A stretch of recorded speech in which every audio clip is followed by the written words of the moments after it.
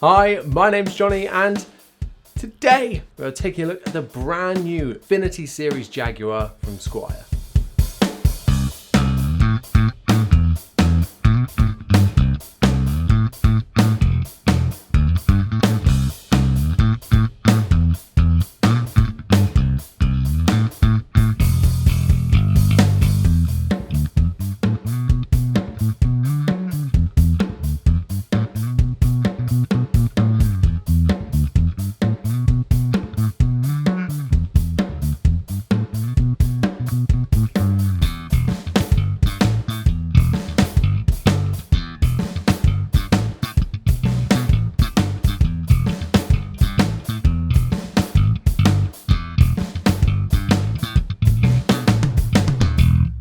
So, for a long time I've been wanting Squier to step up their game in the Affinity range. The Affinity series is Squier's Chinese made models, which means that they are normally around the £200 to £250 price mark compared to the classic Vibes, which are made in Indonesia and they retail between £300 and £350.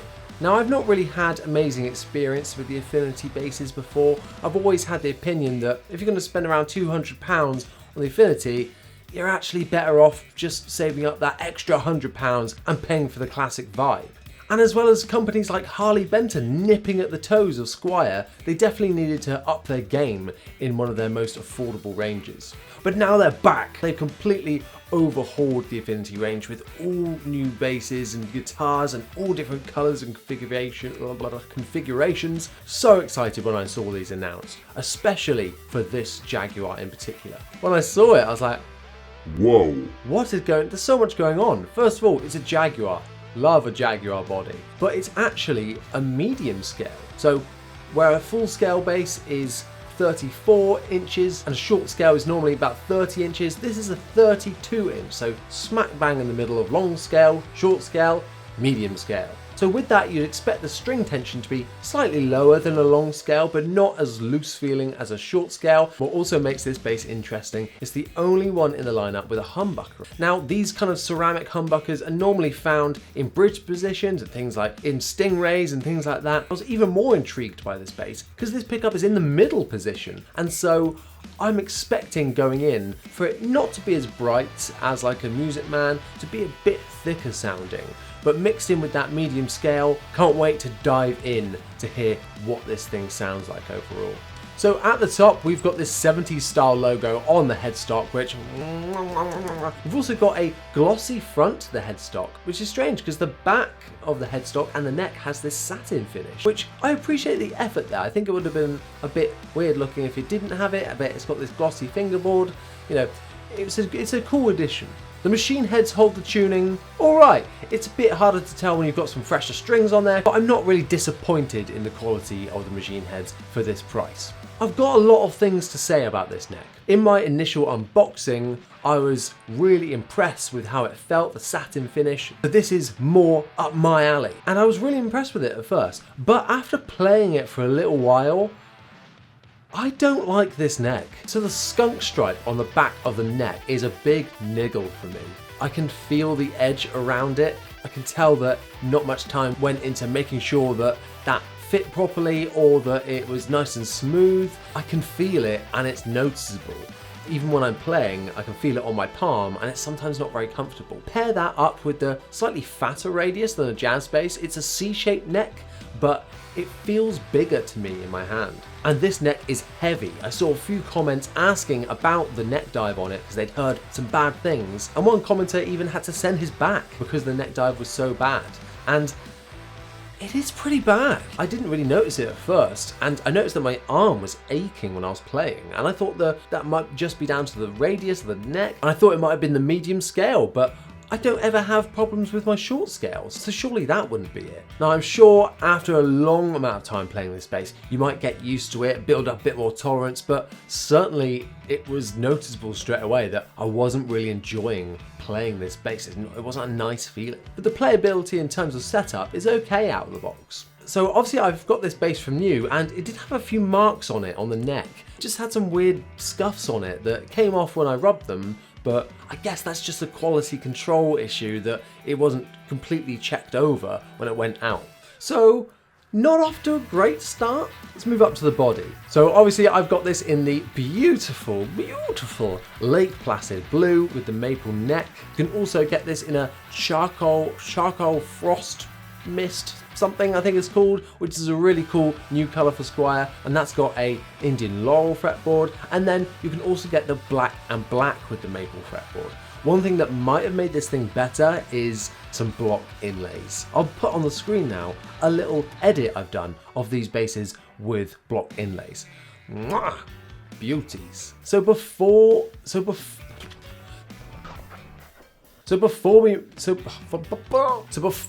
we listen to this bass, make sure you've liked and subscribed if you haven't already.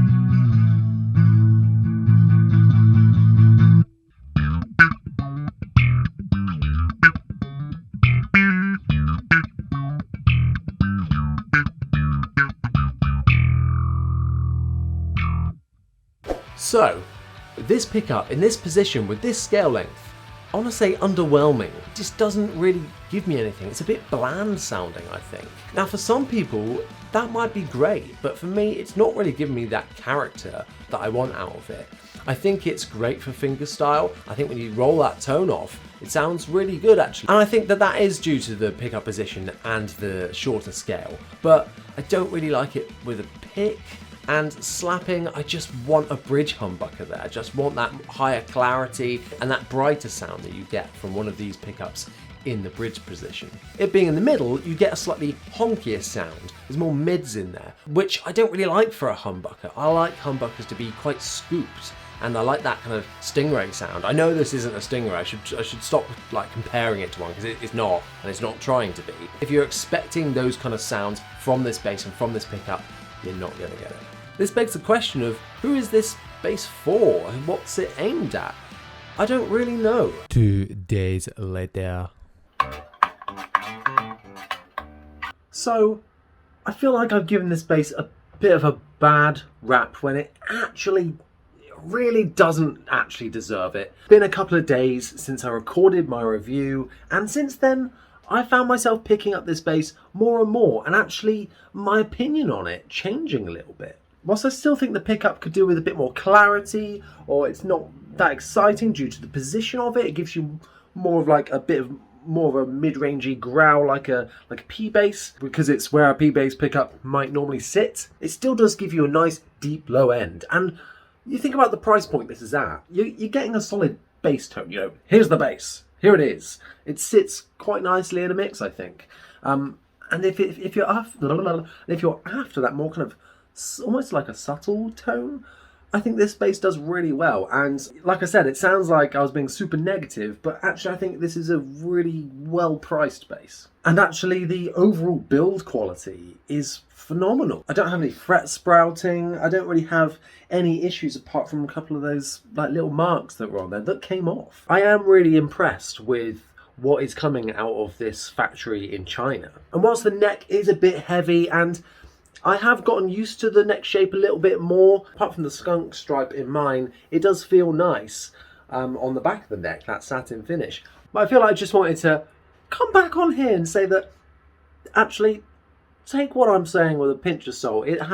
My opinion has improved on it slightly. And whilst the neck is still a little bit uncomfortable for me personally, I still think you're getting a great value instrument. And for a beginner who this bass realistically is aimed at, I think you're getting a great deal. But yeah, I felt like a bit of a bully in a playground on this one, where I was saying all these bad things and then actually kind of felt a bit bad, and that it doesn't actually deserve that, and that sort of thing. So whilst what I was saying was true in the moment, I do feel I need to rectify it a little bit and say that actually it's not as bad as I thought. Perhaps this renders this entire review completely useless, but at least now you know my honest thoughts, and you can decide for yourself what you think of the sound.